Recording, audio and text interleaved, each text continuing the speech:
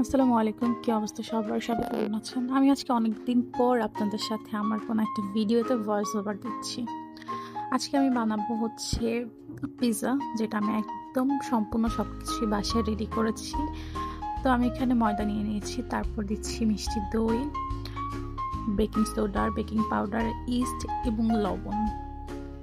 এটাকে মেখে কিছুক্ষণ রেখে দিলে দেখা যাবে এই মিশ্রণটা ফুলে উঠেছে। আপনারা চাইলে টক দই ব্যবহার করতে পারেন, সেক্ষেত্রে চিনি অবশ্যই ব্যবহার করতে হবে। এরপর সামান্য একটু ঘি দিয়ে আমি পুরো মিশ্রণটা ময়দার সাথে মেখে নিব। আর এখানে পানি ব্যবহার করা যাবে না, আপনাদের প্রয়োজন পড়লে আর একটু দই আপনারা ব্যবহার করতে পারেন। এরপর তেল দিয়ে আমি এটাকে রেস্টে রেখে দিব। এবার তৈরি আমাদের পিৎজা সসের পালা।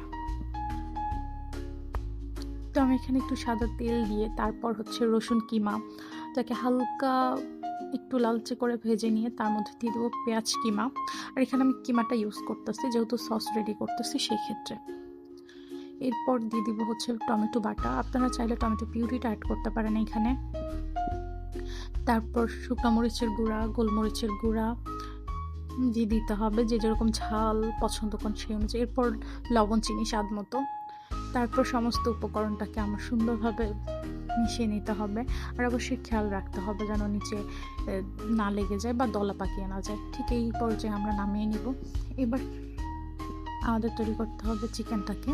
চিকেনের জন্য আমরা এখানে ইউজ করতেছি রসুন কুচি, লবণ, গোলমরিচ, তারপর হচ্ছে শুকনা মরিচ, সামান্য ভাজা জিরা আর সাদা তেল আর ভিনেগার। এরপর সমস্ত উপকরণ একসাথে মেখে আমরা 10 মিনিটের মতো রেস্টে রেখে দিয়ে অল্প একটু সাদা তেলে চিকেনটাকে ভেজে নিব। আপনারা চাইলে এখানে অলিভ অয়েল বা অন্য কিছু ইউজ করতে পারেন, যে যেটা পছন্দ করেন। ঠিক এই পর্যায়ে আমরা নামিয়ে নিচ্ছি। এর থেকে বেশি আসলে ভাজার দরকার হয় না, এতটুকু ভাজলেই হয়ে যায়। এরপর আমাদের পিৎজার যে বানটা ওইটা রেডি করার পালা। এখানে ময়দাটা খুব সুন্দরভাবে ফুলে উঠেছে। আমি আমার মতো করে পিৎজার বানটা রেডি করে নিচ্ছি। আসলে কেউ হাসবেন না, আমার পিৎজার বান কেন রুটি কোনোটাই গোল হয় না। তো আমি আমার মতো করে ট্রের সাইজ অনুযায়ী রেডি করছি, আপনারা আপনাদের মতো করে করবেন। দেন আমি একটু কাঁটা চামচ দিয়ে ওটাকে